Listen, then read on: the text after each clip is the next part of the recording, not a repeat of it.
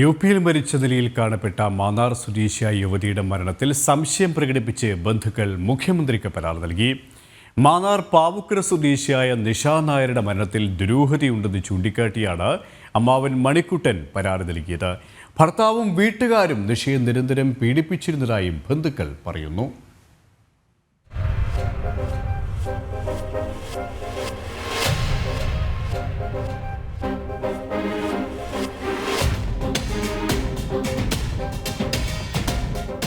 കഴിഞ്ഞ 13-നാണ് മാന്നാർ സ്വദേശിയും യുപിയിൽ അധ്യാപികയുമായ നിഷ നായരെ യുപിയിലെ വീട്ടിൽ തൂങ്ങി മരിച്ച നിലയിൽ കണ്ടെത്തിയത്.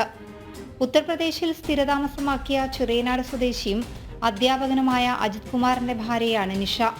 മുമ്പ് 2 വിവാഹങ്ങൾ കഴിച്ച അജിത് കുമാർ ഇക്കാര്യം മറച്ചുവെച്ചാണ് നിഷയെ വിവാഹം ചെയ്തതെന്നും നിഷയെ നിരന്തരം മാനസികവും ശാരീരികവുമായി പീഡിപ്പിച്ചിരുന്നതായും അമ്മാവൻ മണിക്കുട്ടൻ നൽകിയ പരാതിയിൽ പറയുന്നു. ഭർത്താവിന്റെ മാതാപിതാക്കൾ കമ്പിവടി കൊണ്ട് അടിക്കുന്നതുൾപ്പെടെയുള്ള പീഡനങ്ങൾക്ക് നിഷ ഇരയായിരുന്നതായും പരാതിയിലുണ്ട്.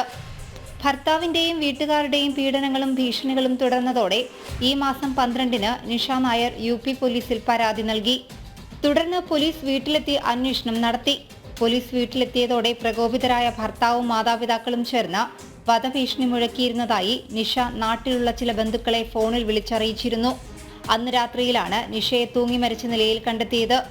രാത്രി 11:20-ന് താൻ നിഷയെ ഫോണിൽ ബന്ധപ്പെട്ടിരുന്നതായും അപ്പോൾ ജീവനൊടുക്കുന്ന യാതൊരു സൂചനകൾ ഉണ്ടായില്ലെന്നും അമ്മാവൻ പറയുന്നു.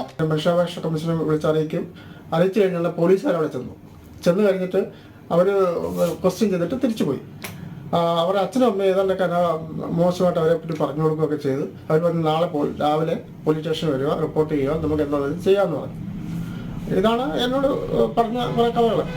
നിഷയുടെ മരണത്തെക്കുറിച്ചുള്ള അന്വേഷണത്തിന് സർക്കാരിന്റെ ഭാഗത്തു നിന്ന് ഇടപെടലുകൾ ഉണ്ടാവണമെന്നാണ് മുഖ്യമന്ത്രിക്ക് നൽകിയ പരാതിയിലെ ആവശ്യം. 39-കാരിയായ നിഷയ്ക്ക് 10ഉം 5ഉം വയസ്സുള്ള 2 മക്കളുണ്ട്. ജനം, ആലപ്പുഴ.